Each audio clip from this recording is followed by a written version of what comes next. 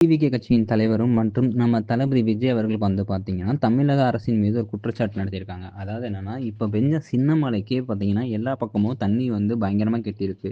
வடிநீர் குழாய் இது திட்டம்லாம் அது காசு வாங்குனாங்களே தவிர, அது என்ன ஆச்சு? ஏதாச்சு? எந்த ஒரு டீட்டெயிலிங்ஸுமே அவங்க இன்ன வரைக்கும் குடுக்கல. ஆட்சி தொடங்கி 4 1/2 வருஷம் ஆச்சு. இன்னைய வரைக்கும் அந்த 4 வருஷமுமே எங்கேயுமே ப்ராப்பரா தண்ணி போற மாரி அவங்க எதுவுமே ரெடி பண்ணல. எல்லா பக்கமும் பார்த்தீங்கன்னா, இப்போ ரொம்ப அவதிப்பட்டுருக்காங்க. பர்ட்டிகுலரா சென்னையில ரொம்ப கஷ்டப்படுறாங்க. எல்லா ஊர்லயுமே இந்த தடவ பயங்கரமா வெள்ளம்லாம் வர ஆரம்பிச்சு வந்துகிட்டு இருக்குது.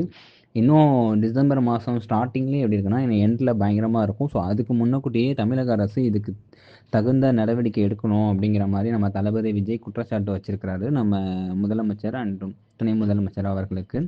அது மட்டும் இல்லாம, இந்த இப்போ இத நீங்க பண்ணலைன்னா, ஆல்ரெடி முன்னாடி நடந்த மாரி பெரிய பாதிப்பு ஏற்படுறதுக்கு வாய்ப்பு இருக்குதுங்கிற மாரி நம்ம தமிழக நம்ம டிவிகே கட்சியின் தலைவர் விஜய் அவர்கள் வந்து கோரிக்கை வச்சிருக்கிறாங்க.